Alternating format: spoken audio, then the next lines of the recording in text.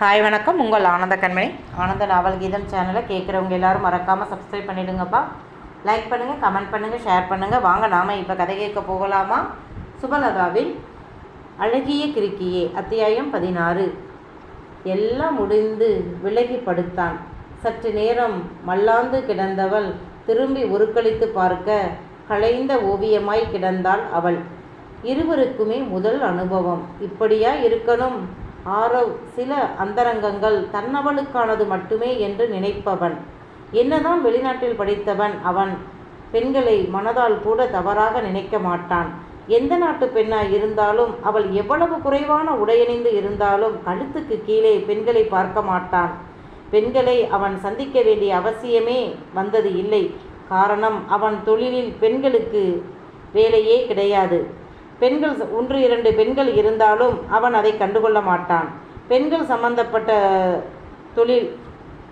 அதிகம் சம்பந்தப்படாத தொழில். எனவே அவன் படித்தது முதல் இப்ப வரை பெண்களிடம் அவன் அதிகம் பேசுவது இல்லை. இதோ இவள் மட்டும் அன்று அப்படி பேசி இருக்காவிட்டால் இவள் யார் என்று கூட அவனுக்கு தெரியாமலே போயிருக்கும். அவனை பொறுத்தவரை அழகாக இருக்கிறாள் என்று அவன் எந்த பெண்ணையும் உற்று பார்த்ததே இல்லை. உலக அழகி ஒருபுறம், ஒரு பெரிய கப்பல் பொம்மை ஒருபுறம், உலக அழகி ஒருபுறம், ஒரு பெரிய கப்பல் பொம்மை மறுபுறம் இருந்தால் ஆரவ் ஒரு செகண்டு கூட யோசிக்காமல் அந்த பொம்மை என்றாலும் அந்த கப்பல் பொம்மையைத்தான் பார்ப்பான். கையில் எடுத்து வைத்து பார்ப்பான். உலக அழகியை கல்லையும் மண்ணையும் பார்ப்பது போல் பார்த்துவிட்டு போவான். அதற்கு காரணம், அவன் பெண்களை வெறுப்பவன் என்று அர்த்தம் இல்லை. அந்த உலக அழகியை விட அவனை 1000 மடங்கு ஈர்ப்பது அந்த கப்பல் பொம்மைதான். கப்பல்கள் மேல் அவனுக்கு தீராத காதல். நிரல்யா அவனை அப்படி ஒரு கேள்வி கேட்கவில்லை என்றால் அவளை திரும்பி கூட பார்த்திருக்க மாட்டான். முதலில் அவள் மீது வெறிகொண்ட வேங்கையாய் தான் பாய்ந்தான். அவளும் சீரும் வேங்கையாய் தான் இருந்தாள். ஆனால் இயற்கையான நியதி என்று ஒன்று இருக்கே. இரண்டும் வேங்கைகள். அதுவும் ஆணும் பெண்ணும். மோதல்களும் சீரல்களும் கடித்தலும் மோகத்தின் முத்தாடல்கள் அல்லவா? நிரல்யாவின் உடல் அவள் மனதை தாண்டி அவன் வாசத்தை, அவன் தீண்டல்களை உணரச் செய்ய அதே நிலைதான் அவனுக்கும். அதுவும் முதல் முறை என்பதால் அவன் மனமோ அவள் மேடு பள்ளங்களில் தடுமாறி விழுந்தது. இருவரின் உடல்களும் ஒருவரை ஒருவர் இயற்கையான நியதிப்படி சரணடைந்தது. அவளை காயப்படுத்த நினைத்தான். ஆனால் அவனால் முடியலை.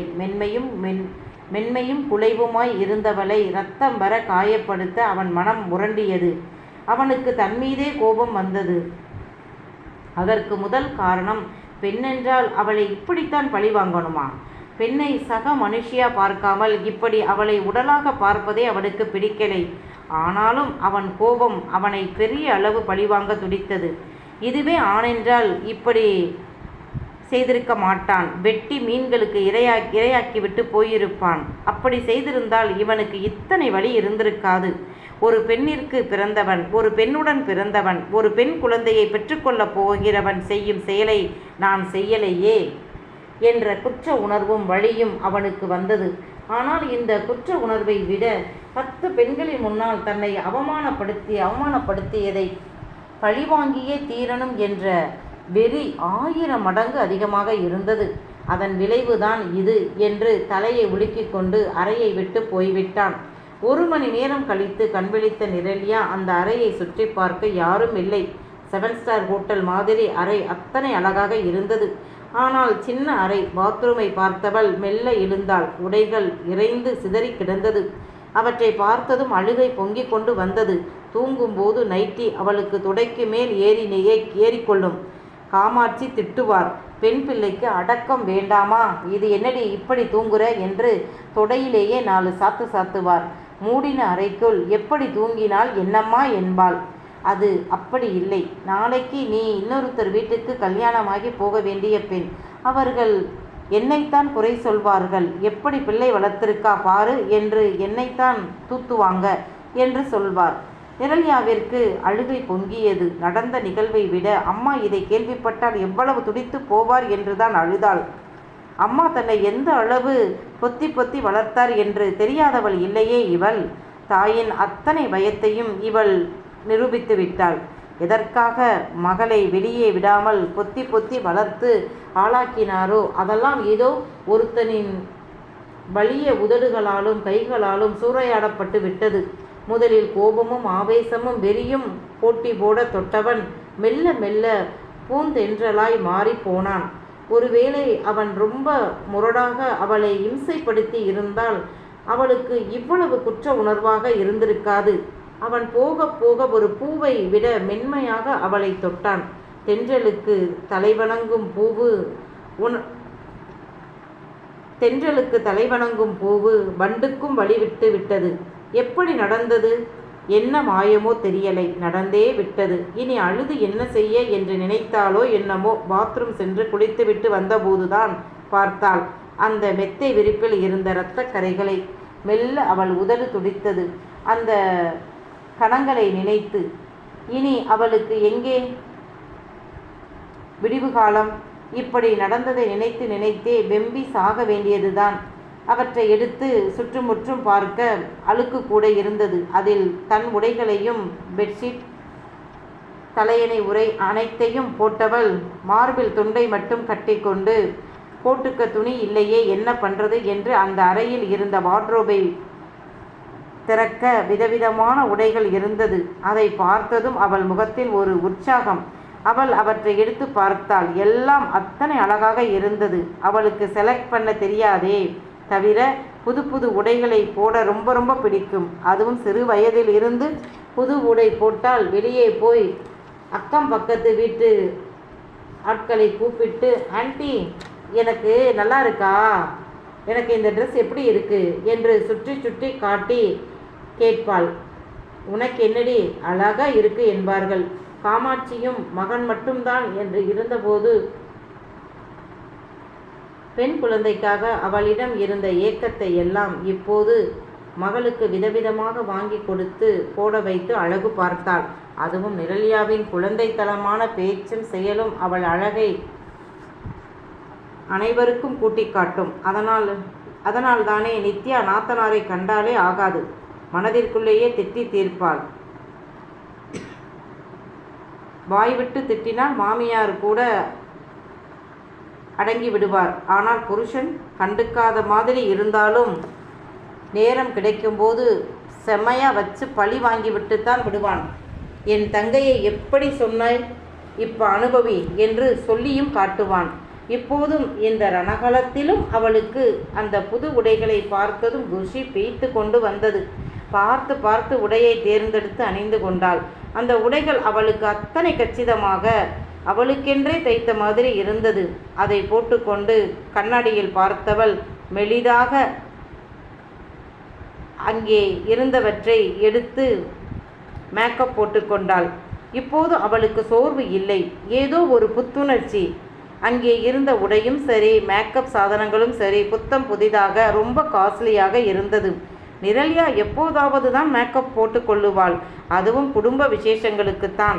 அதனால் சில ஆயிரங்கள் விலை உள்ளவற்றைத்தான் வாங்குவாள். ஆனால் இந்த பிராண்ட் ரொம்ப ரொம்ப ரிச், காஸ்ட்லி. ஏனென்றால் இதன் விலை பல லட்சங்கள். இஷான்வி பிரகன்யா இந்த பிராண்டு தான் வச்சிருக்காங்க. அதனால் தெரியும். இது யாரோடது என்று தெரியலையே, நான் பாட்டுக்கு எடுத்து போட்டுக்கிட்டேனே. ஒரு வேளை இது என்று நினைக்கும் போதே குமட்டி கொண்டு வருவது போல் இருந்தது. சரியாக அந்த நேரம் கதவை திறந்து கொண்டு வந்த ஆரவ் அவளை பார்த்து ஒரு நிமிடம் சொக்கி போனான். அட பயபுள்ள, உலக அழகியை கூட திரும்பி பார்க்காதவன் ஒரே நாளில் இவகிட்ட மயங்கி போயிட்டானே என்று தானே நினைச்சீங்க? உண்மைதான். ஆனால் இந்த மயக்கம் வேற விதமானது. வயிற்று பசியும் வயசு பசியும் ஒரே மாதிரி தாங்க. சில நேரங்கள் பசியால் துடிக்கும்போது அந்த நேரம் அதை அடக்கிவிட்டால் போக போக அது குறைந்து காணாமலே போய்விடும். பிறகு அந்த பசி என்ற உணர்வே இல்லாமல் மறத்து போய்விடும். ஆனால் அப்படி அந்த உணர்வே இல்லாமல் இருந்தபோது லேசா ஒரு துண்டு உணவை, ஒரு பிரெட்டு துண்டை போட்டுவிட்டால் போதும், அது அதுவரை பசி என்ற உணர்வே இல்லாமல் இருந்தவனுக்கு கூட அகோர பசி வந்துவிடும். சும்மா கிடந்த சங்கை ஊதி கெடுத்தானாம் ஆண்டி. அந்த மாதிரித்தான் இதுவும். சும்மா கிடந்த வயிற்றில் ஒரு துண்டு உணவு விழுந்ததும் பசியை அதிகமாக தூண்டி விடுமே, அதுபோல்தான். அப்படித்தான் வயசு பசியும். இத்தனை வருடங்கள் அவனுக்கு தான் ஆண் என்ற உணர்வோ எண்ணமோ அவனுக்கு வந்ததில்லை. தனக்கும் சில உணர்வுகள் உண்டு என்ற எண்ணமோ இதுவரை அவனுக்கு இருந்ததே இல்லை. இப்போ முதல் முறை பெண் என்ற பூவை தொட்டு விட்டான் அல்லவா? அந்த வாசம் அவளை நோக்கி சுண்டி இழுத்தது. அதன் தாகம்தான்.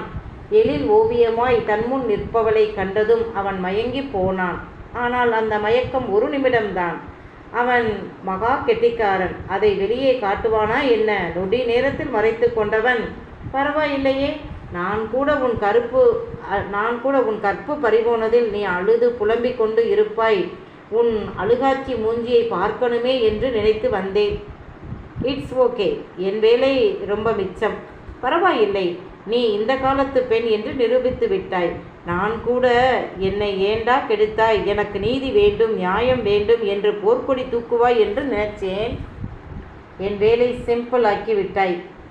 சரி வா, சாப்பிடலாம் என்று அவன் திரும்பி நடக்க, அவன் சொன்ன வார்த்தைகளை கேட்டு அவள் அப்படியே ஸ்தம்பித்து நின்றாள். அவன் சொன்னது உண்மைதானே? நான் அழுது கொண்டுதானே நிற்கணும்? சீச்சி, நான் ஒரு மடச்சி. இந்த ட்ரெஸ்ஸையும் மேக்கப் சாமானையும் பார்த்து மயங்கி போயிட்டேனே. அதுதான் அவன் என்னை கேவலமாக பேசிட்டு போயிட்டான். வேணும், உனக்கு நல்லா வேணும் நீரு. புது ட்ரெஸ் போட்டு நல்லா அவன் முன்னாடி அலங்காரம் பண்ணிக்கிட்டு நின்னா அவன் இப்படித்தான் நாக்க பிடுங்கிக்கிற மாதிரி கேட்பான். அப்புறம் அவன்கிட்ட வாங்கி கட்டிக்கத்தான் வேணும் என்று நினைத்தாள். ஆனாலும் அவள் கண்கள் கலங்கி விட்டது. அவன் இப்படி அவளை வார்த்தையால் விளாசி தள்ளுவான் என்று அவள் நினைக்கலை. இவனிடம் இருந்து நான் எப்படி தப்பித்து போகப் போகிறேன் என்றுதான் அவள் அப்போது